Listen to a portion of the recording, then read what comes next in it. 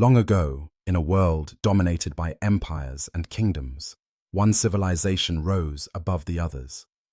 Persia, under the rule of Darius the Great, controlled an empire stretching from the sands of Egypt to the plains of India. It was an empire that stood as a colossus, towering over lesser nations, with a level of power that seemed unshakable. Yet, despite its vast size and wealth, the Persian Empire, like all great powers, had its ambitions. It craved more territory, more influence, more glory. And there was one land that had never been ruled by Persia, Greece. The question must be asked, what made this small, fragmented land so irresistible to Darius? After all, Greece was not a single unified nation, but a collection of independent city-states, each with its own laws, cultures, and priorities. How could the Persian Empire, with its sophisticated army, vast resources, and superior intelligence networks, be so captivated by these independent city-states, whose very survival was based on resisting external domination? The answer, when you look deeper, is rooted in the values of Persia itself, its immense pride, its unyielding desire for control, and its view of Greece as a chaotic, disorderly region that must be brought into the fold. But it also lay in the fiery spirit of the Greek city-states, their deeply rooted resistance to any form of tyranny, and the pride that they held in their autonomy. Darius's thirst for control, coupled with the rebelliousness of the Greeks, would spark a series of events that would lead to war, and one of the most dramatic encounters in history. But first, to understand why Darius looked to Greece with such longing, one must understand the Persian Empire itself. Its rise had been swift, its conquests methodical. From the ashes of the Median Empire, the Persians had risen to become a powerful force. The conquest of Lydia and the defeat of Babylon cemented Persia's reputation as a new dominant empire in the region. But Darius, unlike his predecessors, was not content with simply holding what was already his. He was ambitious, focused not just on maintaining the empire, but on expanding it, broadening its influence, strengthening its position, and ensuring that no threat could ever challenge its power. It was during this period of consolidation that Persia looked to the west, to the city-states of Greece. But why Greece, you ask? What about this land of fragmented power captured the imagination of Darius? To answer that, we need to step back and understand the geopolitical situation at the time. Greece was not unified. This much was true. The Greek city-states were independent, each one fiercely protective of its sovereignty. However, they shared a common identity and, most importantly, a shared enemy. This enemy was the Persian Empire, which loomed as a constant threat in their minds. Persia's influence already reached far into the Aegean. The Persian Empire controlled the Ionian, Greek cities along the coast of Asia Minor, and for decades, Persia had been steadily expanding its hold in the region. The Greek colonies in Asia Minor, though once free and independent, had fallen under Persian control after Cyrus the Great's conquest. Over time, these city-states were required to pay tribute and send troops to Persia. It was a situation that the Greeks of Asia Minor chafed under, and the spark of rebellion was inevitable. But it wasn't just the Ionian Greeks that caught Darius's attention. It was Athens, this powerful city-state, with its rapidly growing naval strength and its influence in the Aegean, was becoming a symbol of Greek independence. Athens, despite its small size compared to the Persian Empire, had gained a reputation that was beginning to trouble Darius. The Athenians were not just resisting Persian influence, they were actively helping other Greek city-states to resist. Athens had helped to instigate the Ionian revolt by sending support to the Ionian Greeks, and this act of defiance could not go unpunished. Darius, in his court, declared vengeance upon Athens, and it was here, in the heart of Persia, that the wheels of history were set into motion. But how would this conquest unfold? Could Persia, with its massive army, truly conquer this collection of fiercely independent Greek city-states? Or would the Greeks, despite their smaller numbers, resist the overwhelming force of Persia with everything they had? As we journey deeper into this conflict, it's important to understand the structure of the Persian Empire and the motivations that led Darius to believe he could easily overcome Greece. Darius, though a brilliant leader and strategist, was still part of an empire that was stretched thin. Its military, though vast and powerful, was composed of various peoples: Persians, Medes, Egyptians, and others, each with their own interests, weaknesses, and concerns. The Persian Empire was an empire built on conquest, but not every conquest had been smooth, and not every part of the empire was content under Persian rule. Even within Persia itself, Darius faced challenges. There were uprisings, particularly in the provinces, where local leaders wanted more autonomy. Darius, in his wisdom, had learned that one of the keys to maintaining control was to prevent rebellion by striking before the discontent could spread too far. This military-focused mindset, while effective in many regions, led Darius to underestimate the unity and determination of the Greeks. But the Greeks were not as divided as Persia might have hoped. Athens, Sparta, and other city-states, though different in many ways, shared a common enemy, and in the face of Persian conquest, the city-states of Greece would put aside their differences to stand united against the Persian threat. And yet, as we explore the Persian invasion of Greece, we must ask, could this small, proud land really stand up to the mighty Persian Empire? What resources did they have to fight back? And how did they manage to defy the odds? In the next part of our journey, we will dive deeper into the pivotal moment that changed the course of history: the Persian response to Athens' involvement in the Ionian Revolt, the formation of the Persian invasion fleet, and the opening stages of the conflict. The Persians were on the move, and nothing would ever be the same again. But what would the Greeks do in response to this massive threat? Stay tuned, for the battle is about to begin. As the embers of rebellion burned in the east, far from the city-states of Greece, the wheels of fate were set into motion. Darius the Great, having suffered a blow to his pride, did not act in haste. His decisions were always calculated, measured. But this act of defiance, this open challenge to the Persian Empire, could not be ignored. Athens had gone too far. Persia, with its mighty army and resources, would make an example of the Greeks. But Darius had to be careful. His empire was vast, and the eyes of many watched him closely. Would his empire's might be enough to bring Greece to its knees? But before Darius could act, something strange happened. Word came that the Athenians, in their pride, had dared to support the Ionian revolt. They had sent not just words, but ships, soldiers, and resources. A small act, one might think, but a bold one nonetheless. And for that, they had sealed their fate. Persia's response was inevitable. In 492 BCE, Darius made his decision. It was not a simple strike. No, he began preparations for a full-scale invasion. The king was meticulous in his planning. Persia's vast treasury would fund the massive army, and the navy, one of the largest the world had ever seen, was assembled. But how did Persia, despite its immense strength, choose to approach such an ambitious task? How could an empire that spanned from the Middle East to the edge of Europe even begin to conquer a land as distant, as fiercely independent, and as proud as Greece? First, Darius sent his generals to prepare. These generals were not just soldiers, they were men of influence, trusted by the king to command such an intricate operation. One such general was Mardonius, a figure of great renown, whose task was to ensure that Persia's influence stretched as far west as possible. Mardonius's orders were clear: march to the shores of Greece, show the Greeks the power of Persia, and ultimately bring Athens to its knees.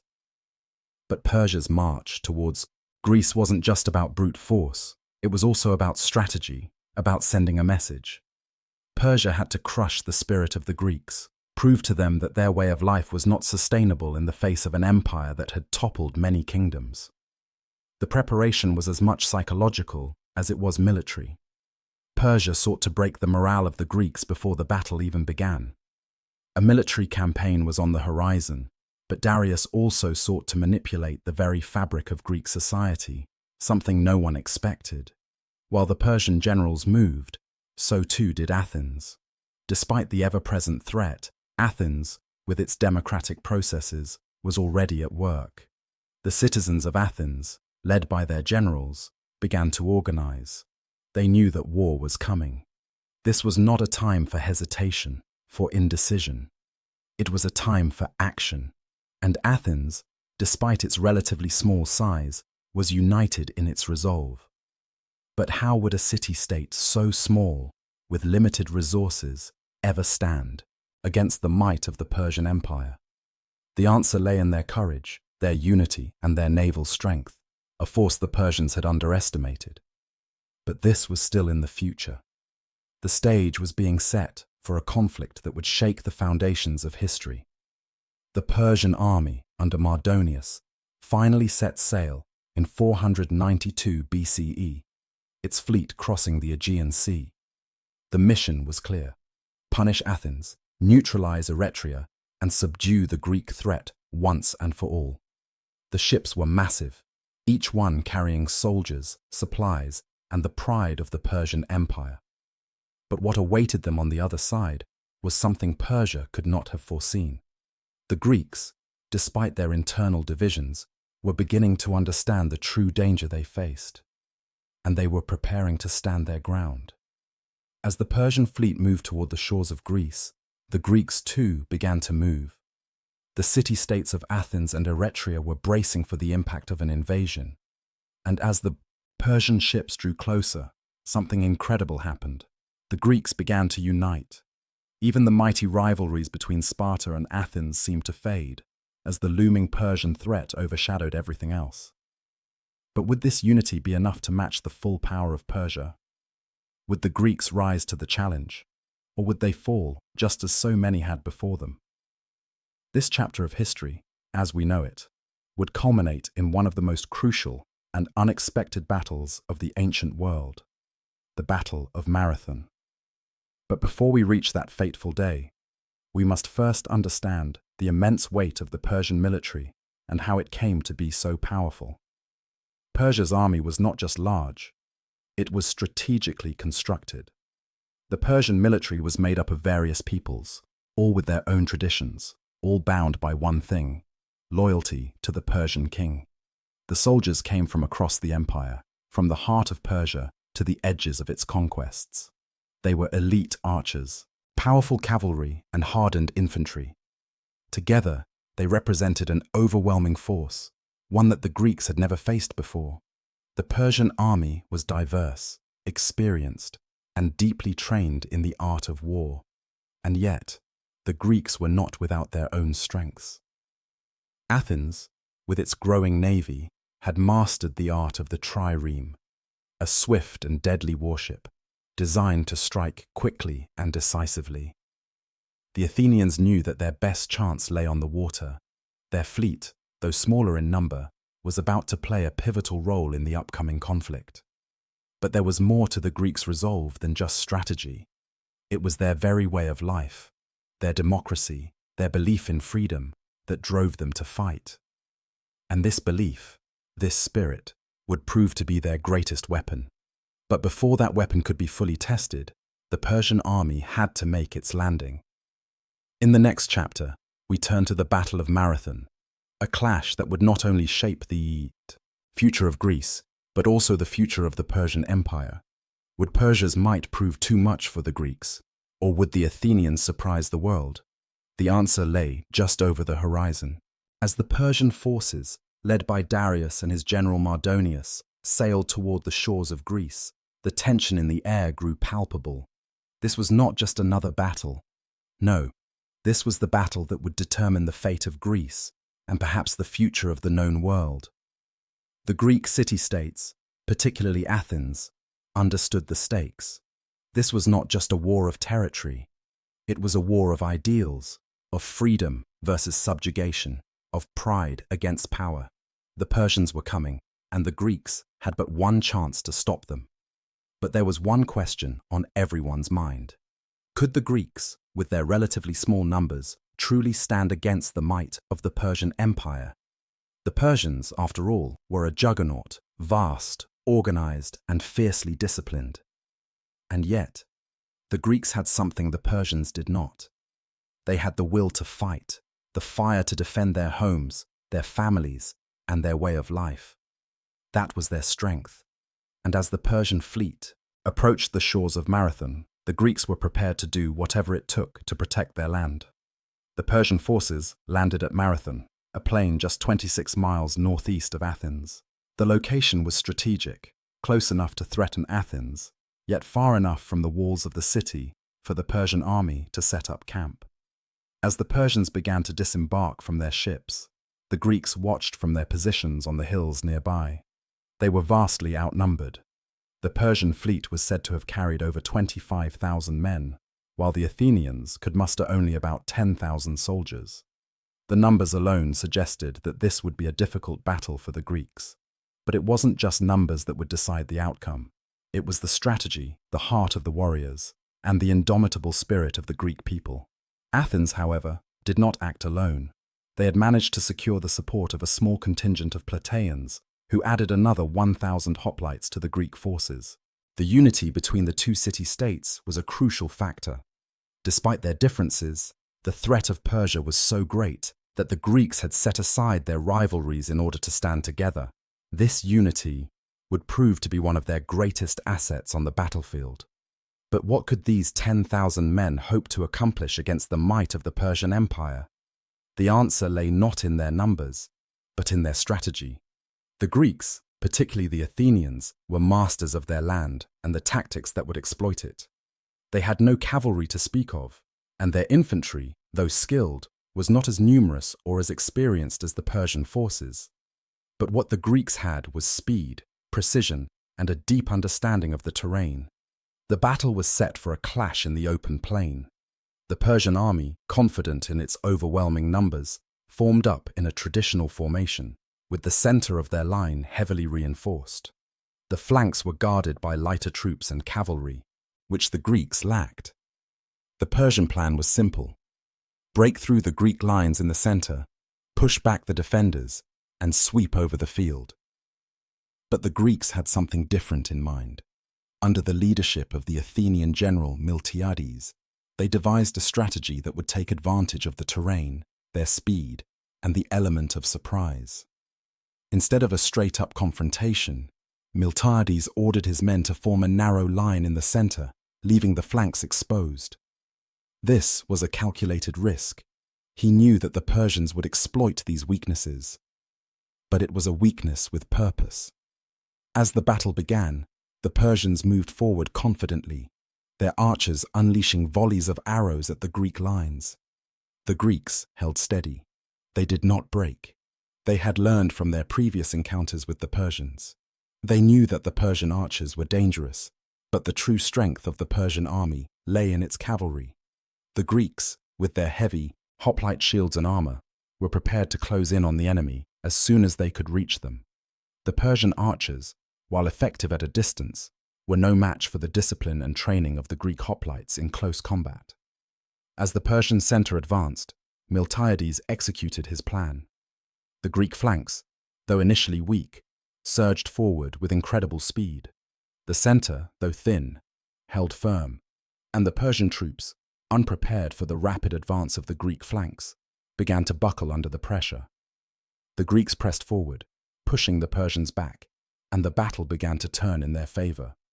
The Persian cavalry, unable to maneuver effectively on the narrow battlefield, was rendered useless. The turning point came when the Greek forces encircled the Persians. Miltiades had ordered his men to push forward with everything they had, and the Persian forces, who had expected an easy victory, began to falter. The once proud Persian center was now under heavy attack from all sides, and the tide of the battle shifted dramatically. The Greeks fought with fury, with a sense of unity and purpose that the Persians had never anticipated.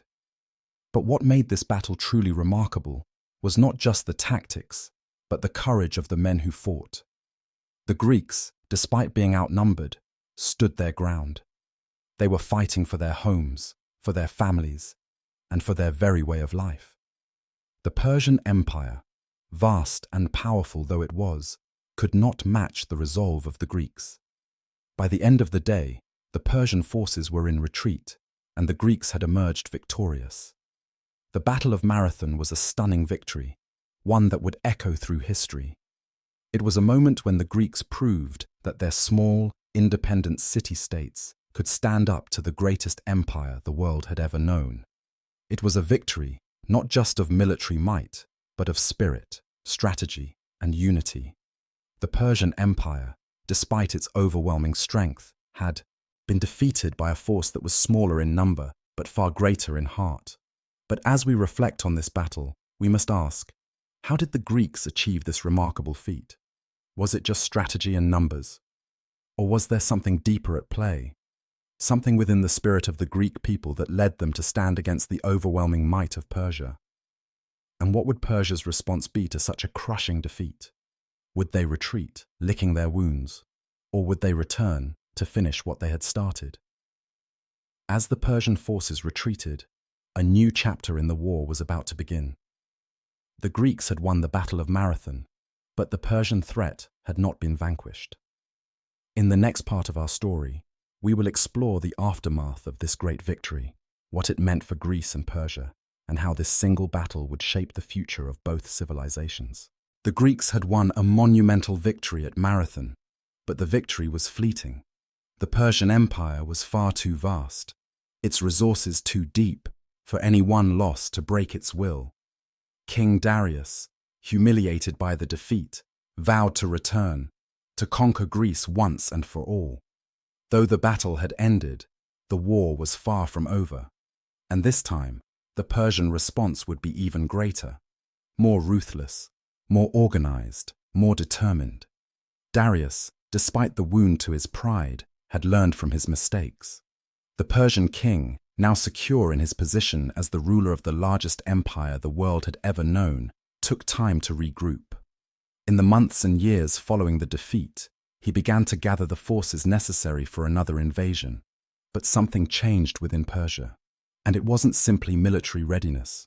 It was the moment of introspection. Darius, the great ruler, was growing older, and in his mind, Greece was no longer just a military goal. It had become a personal vendetta. He could not allow the humiliating defeat at Marathon to stain his legacy. However, the sands of time were running out for Darius. His health, once as strong as the empire itself, began to falter. The Persian king's dreams of revenge would soon be passed to his son, Xerxes.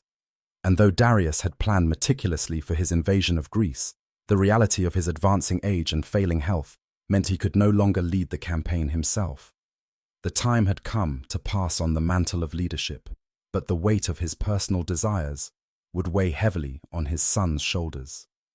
In 486 BCE, Darius passed away, leaving the empire to his son Xerxes, who was determined to complete his father's unfinished business.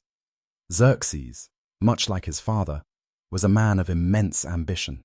His reign was to be marked by military conquest, and the Greeks, those stubborn, defiant people who had humiliated his father, became the focus of his plans.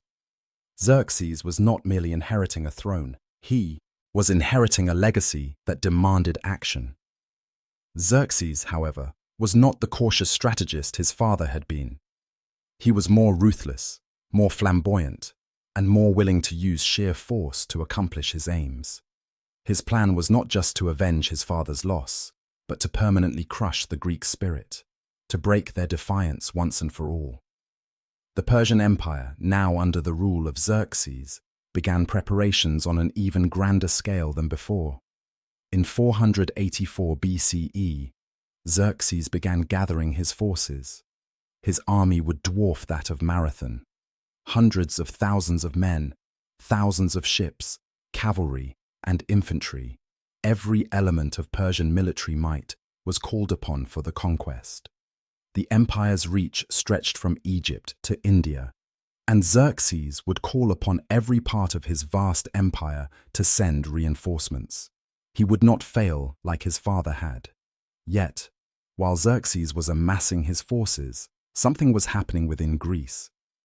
The initial euphoria of victory at Marathon had faded, but the Greeks had learned something vital from their first encounter with Persia. They could fight back. The victory at Marathon, though it had come at great cost, was a spark that lit the fires of unity within the Greek world. Though divided by politics, region, and rivalries, the threat of Persia was becoming too great to ignore. Athens, which had led the charge at Marathon, continued to build its navy in the wake of its victory. Themistocles, the brilliant Athenian general, understood that the key to defeating Persia lay not in the fields, but at sea. Persia's fleet had been too large and unwieldy at Marathon, and it was this weakness that the Greeks would exploit once more. Athens poured resources into the construction of new ships, faster and more maneuverable than the Persian vessels. They would not fight Persia on land. They would fight it at sea, where their greatest strength lay. The formation of the Greek defensive alliance, which included Sparta, Athens, and several other city-states, was a game-changer. Despite their many differences, these city-states understood that they could not face Persia alone. It was this unity, forged in the fires of fear and survival, that would carry them through the coming storm. But as the Persian preparations moved forward, the Greeks continued their own work, uniting their forces to fight for their freedom. And so, as Xerxes' colossal army and fleet prepared to launch their invasion of Greece, it seemed that the odds were overwhelmingly against the Greeks. Xerxes was confident, almost arrogant in his superiority. The Persian fleet would be unbeatable. The Persian army would crush any resistance. But the Greeks, despite their size, were determined. They had faced Persia once and survived. Could they do it again? The stakes were higher now, and the battle would not just determine the future of Greece, it would determine the future of the entire Mediterranean world. Xerxes' army marched westward, toward Greece, with the weight of the Persian Empire behind it. The Greeks, now united under the banner of defense, prepared to face the threat. But even as the Persian fleet sailed toward Greece's shores, the Greeks knew that they were not just fighting for their homes, they were fighting for the future. A world under Persian rule, a world of submission, or a world of freedom, democracy, and self-rule. It would all come down to the decisions made in the coming months. The world was watching, and the outcome of the war would shape the course of history. Xerxes, the new king of Persia, wasted no time in making his intentions clear. From the moment he ascended to the throne, he began preparing for the invasion of Greece. But this time, the scale of the campaign would be different. His father Darius had assembled an army that was large and impressive, but Xerxes sought to build something far grander, a force so overwhelming that Greece would not just be defeated, but utterly crushed. It was not enough for Xerxes to avenge his father. He needed to erase the stain of the Greek resistance entirely, and for that, he needed more than just an army. He needed a spectacle of Persian might. Xerxes began by calling on the vast resources of his empire. His generals were sent to all corners of the known world, from Egypt to the farthest reaches of India, to raise a force unlike any the world had seen. The Persian military machine was a force of nature. The sheer numbers were staggering.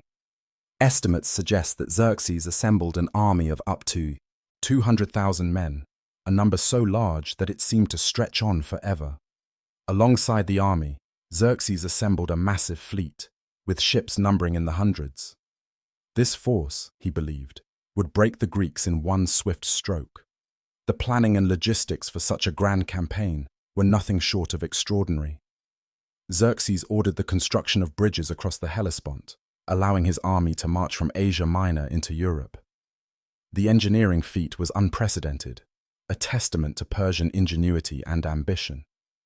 But the Greeks, though vastly outnumbered, were not without their own advantages.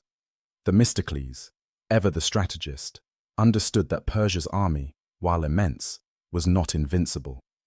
The key to victory lay in disrupting Xerxes' plans, in luring him into a series of traps where his numerical advantage would be meaningless. This would not be a battle of attrition. It would be a battle of strategy, of clever maneuvering, and of knowing when to fight and when to flee. And so, the stage was set. Persia, led by Xerxes, was on the march. Greece, though small and fractured, was preparing for a war that would determine its future. The Greeks were ready to fight, but they were fighting for something more than land. They were fighting for their freedom, for their way of life, and for the very ideals that defined them as Greeks. The question was no longer whether they could stop Xerxes. The question was whether they could unite and hold their ground long enough to make a difference. The Persian invasion of Greece had begun in earnest. The Persian forces, vast and overwhelming, swept through the Greek territories like a storm, and the city-states of Greece were bracing for the inevitable clash. It wasn't just an army that Xerxes had brought. It was an empire on the march, a demonstration of Persia's might. The Greek city-states, divided by political struggles, had no choice but to unite in the face of such a colossal threat. Among the Greek cities, none were more prepared to face the Persian onslaught than Sparta. Known throughout Greece for their fierce warriors and discipline, the Spartans had trained from childhood for war. They lived for battle, and their military prowess was unparalleled. But Sparta could not stand alone. The other Greek city-states, despite their many differences, had to come together to face the overwhelming Persian might. The Greeks chose to make their stand at Thermopylae, a narrow pass between the mountains and the sea. That sea. Terrain was the Greeks' advantage. This narrow pass would neutralize the Persian cavalry, which was among the most formidable in the ancient world. The Greek forces were led by King Leonidas of Sparta, who commanded a small but elite force of 300 Spartan hoplites. Alongside them were several thousand other Greek soldiers, but it was the Spartans who would lead the charge. Leonidas understood that this would be a battle of endurance.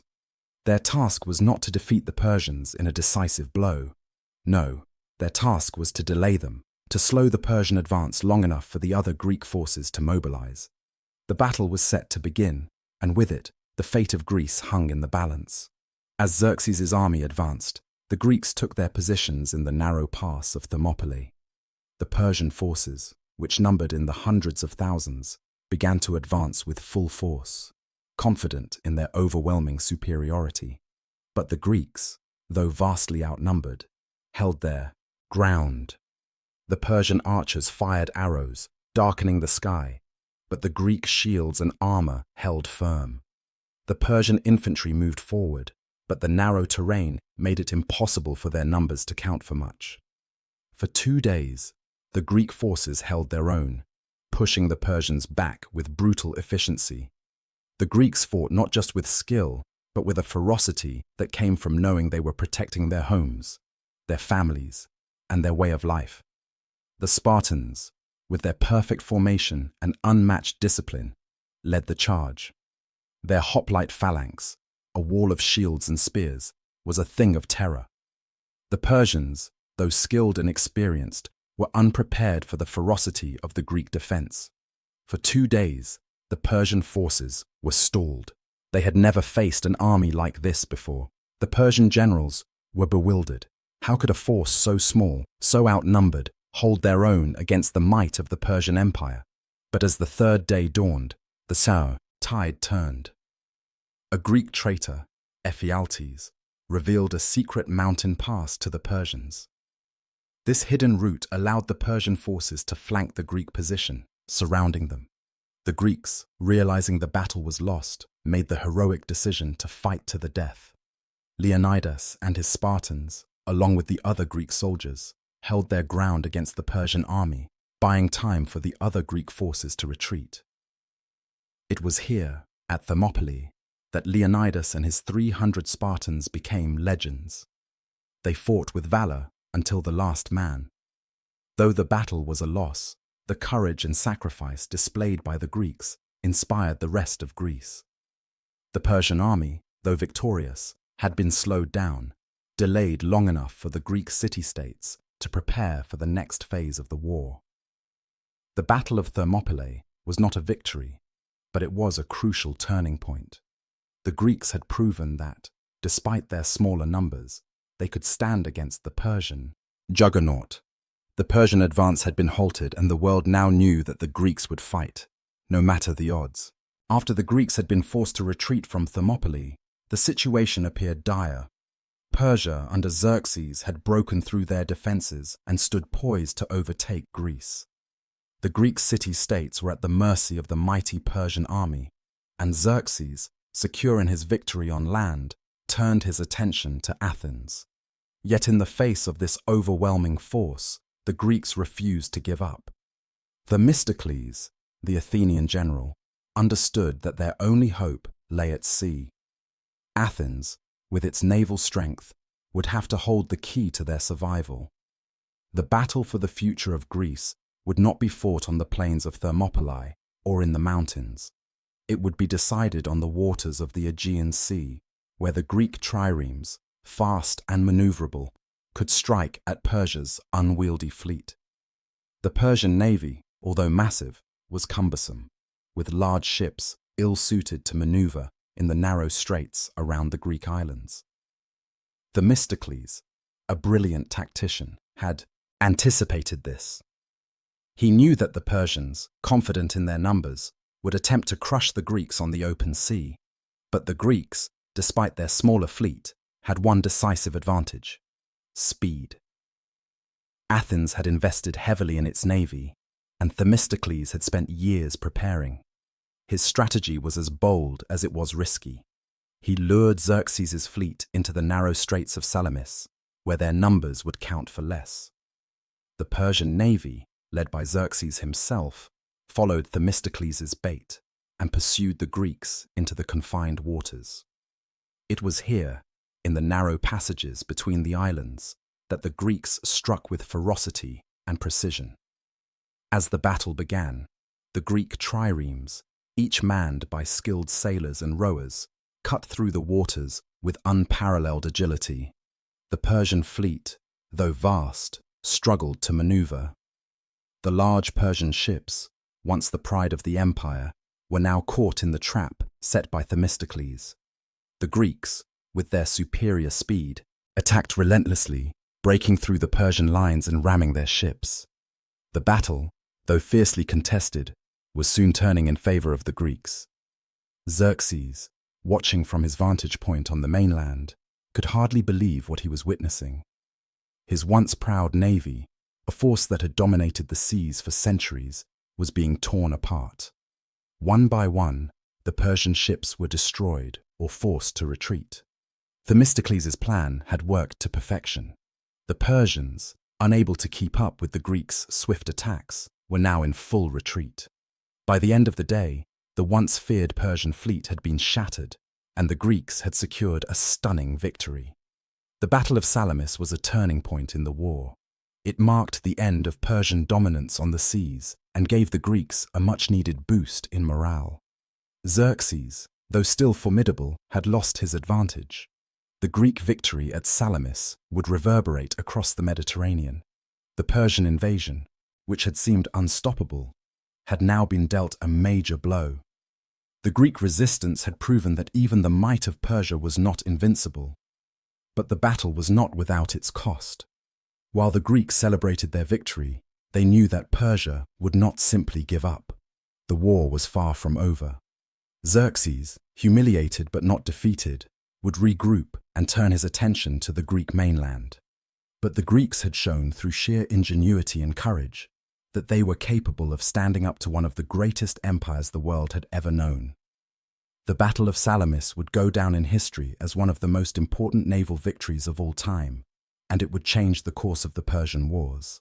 After the Greek victory at Salamis, Persia, despite suffering a crushing blow, was not prepared to surrender. Xerxes, though weakened, still controlled a massive land army. The Greeks, emboldened by their naval success, knew that the true test of their unity and resolve was still to come. The Persian army, under the leadership of Xerxes' general Mardonius, continued to threaten the Greek mainland, and the battle for Greece was far from over. In 479 BCE, the Greek forces, now fully united, prepared to face the Persian threat one last time.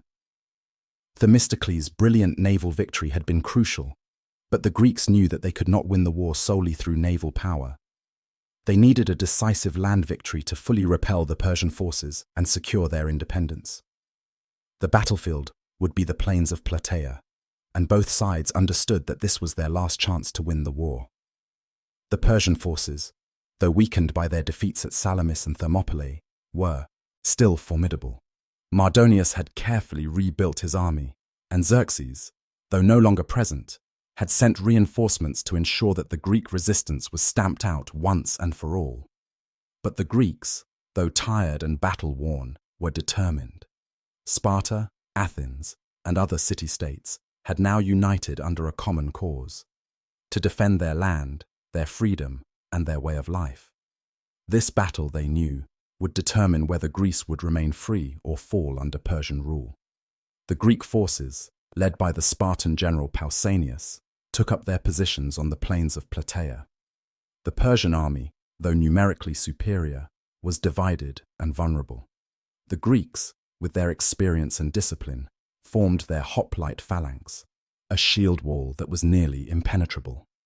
The Persian forces, though skilled, were not prepared for the sheer determination of the Greek warriors. The battle began with both sides exchanging arrows and javelins, but it quickly became clear that the Persian forces were struggling. The Greek phalanx, with its dense formation of heavily armored soldiers, was able to withstand the Persian arrows and push forward. The Persian army, stretched thin and demoralized, could not withstand the Greek assault. Mardonius, realizing the situation was slipping away, attempted to rally his troops, but it was too late. As the battle raged on, the Greek forces gained the upper hand. The Persian center was broken, and the flanks were exposed.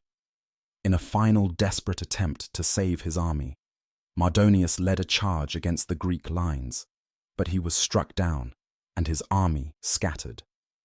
The Greek forces, now fully in control, pressed the attack, routing the remaining Persian forces. The battle was over, and Greece had won. The victory at Plataea marked the end of the Persian invasion of Greece. Xerxes' plans had been shattered, and the Greek city-states had held firm. The Persian Empire, though still powerful, had been defeated in one of the most important battles of its history. The Greeks, against all odds, had won the war, and their victory would go down in history as one of the greatest triumphs of Western civilization. The Battle of Plataea not only secured Greek independence, but also ensured that the Persian Empire would no longer pose a threat to the Greek world. It was a victory that would shape the future of Greece and the Western world for centuries to come. The Greeks had shown that even the greatest empire, no matter how powerful, could be defeated through unity, strategy, and determination.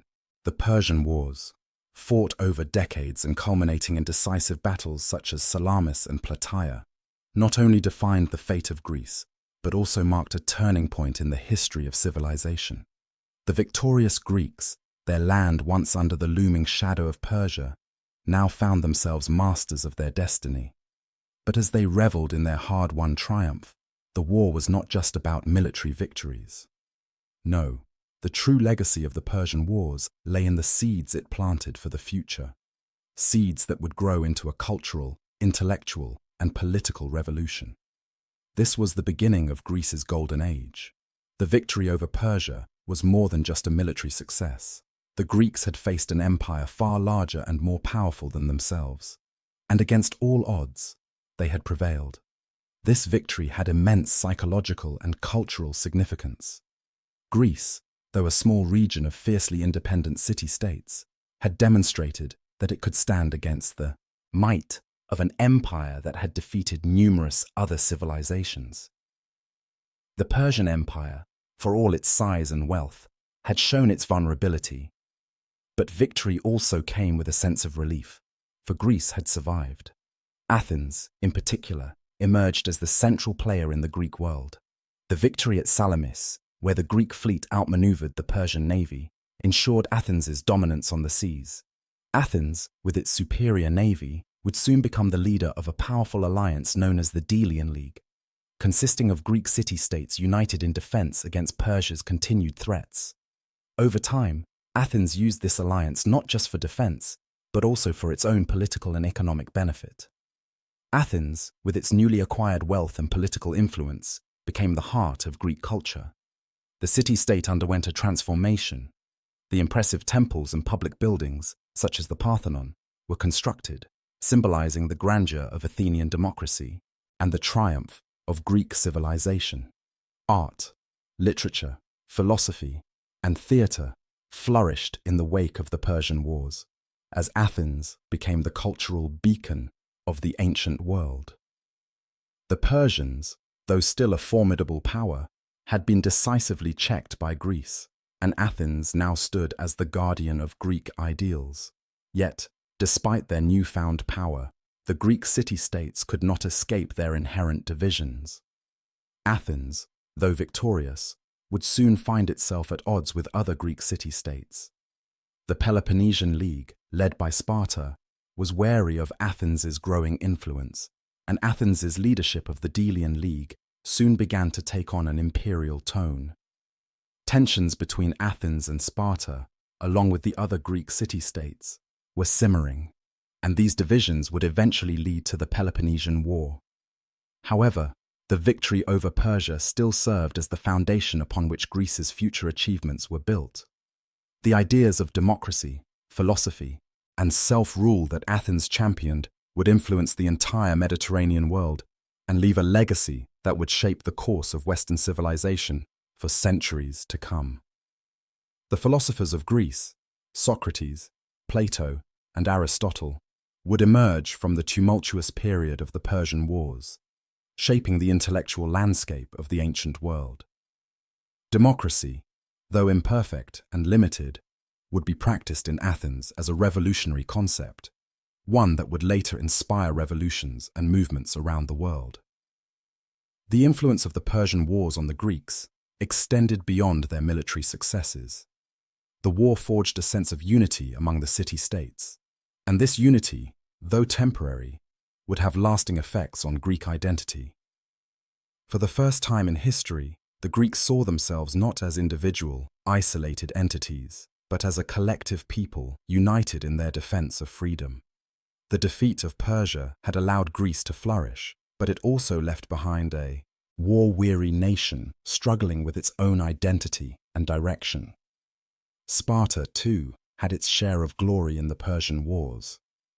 While Athens emerged as the cultural and intellectual center, Sparta stood as the military powerhouse, its warriors feared across the ancient world. Sparta's commitment to discipline, unity, and military excellence had been proven in the heat of battle. The sacrifice of the 300 Spartans at Thermopylae had become legendary, and their name would live on in the annals of history as a symbol of bravery and selflessness. However, despite their martial prowess, Sparta's role in Greek affairs was increasingly limited. While they had played a key role in repelling the Persian invasion, their militaristic society and rigid values made it difficult for them to adjust to the cultural and intellectual flourishing that Athens now embodied. Sparta's reluctance to embrace democratic values and its focus on war would ultimately hinder its ability to lead Greece in the same way Athens had. And, as the power of Athens grew, the seeds for future conflict were planted. While Athens and Sparta continued to dominate the Greek world, the Persian Empire, though bruised, was far from broken. The Persian defeat at Plataea and Salamis had checked the empire's ambitions, but Persia remained a formidable force. Xerxes, though humiliated, still ruled over an empire stretching from the edges of Europe to the gates of India. Persia's defeat had not been a decisive collapse, it had merely been a setback. The Persian Empire would continue to challenge the Greek city-states, and the struggle for dominance in the Mediterranean was far from over. But in the wake of their victory, Greece's greatest legacy was its cultural and philosophical renaissance. The Persian Wars had sparked a new era for Greece, a golden age that would see the rise of democratic ideals, intellectual achievements, and artistic masterpieces. The Greek triumph over Persia had proven that even the greatest empires could be defeated, and this belief in the power of the people, in the resilience of the human spirit, would echo down the centuries. As the Greek city-states rebuilt in the aftermath of their victory over Persia, the world looked on in awe. The Persian Empire, for all its power and grandeur, had failed to subjugate Greece. The legacy of the Persian Wars would live on, not just in military terms, but in the cultural and intellectual flowering that Greece would soon experience. The triumph of the Greeks, the small but proud city-states, over the Persian juggernaut, was a victory of ideals. It was a victory for freedom, for democracy, and for the belief that a united people, no matter how small, could stand against overwhelming odds. Greece had proven that the strength of a people was not measured by the size of their empire, but by the strength of their will. Persia, with all its wealth, its armies, and its resources, had been repelled by the courage, unity, and resolve of the Greek city-states. This victory was not just military, it was ideological. It showed that even the most powerful empire could be stopped by the spirit of a people who valued their freedom more than anything else. Yet, as the Greek city-states celebrated their hard-won victory, they were also faced with new challenges. The war against Persia had united them, but now that the threat had been removed, the old rivalries and divisions between Athens and Sparta began to resurface. The fragile unity forged in the heat of battle would not last, and soon, Greece found itself embroiled in internal conflict. The Peloponnesian War, a bitter struggle between Athens and Sparta, would soon follow, threatening to undo all that the Greeks had fought for. But even as internal divisions threatened Greece's future, the legacy of the Persian Wars would live on. The defeat of Persia had not just been a military victory, it had been a cultural and intellectual turning point. Athens, in particular, emerged as the intellectual and cultural center of the ancient world. The ideas of democracy, philosophy, and the arts flourished in Athens, and the Greek spirit that had resisted Persia now shaped the very foundations of Western thought. Socrates, Plato, and Aristotle would emerge from this period of Greek history, their ideas shaping the course of philosophy for centuries to come. The principles of democracy and self-rule, born in the crucible of war, would inspire revolutions and movements throughout history. Greece's victory over Persia proved that the power of the people, when united, could not be easily defeated, and Persia, though diminished by its defeat, would continue to play a role in the history of the ancient world. The Persian Empire, while never again posing the same threat to Greece, would continue to exert influence in the region.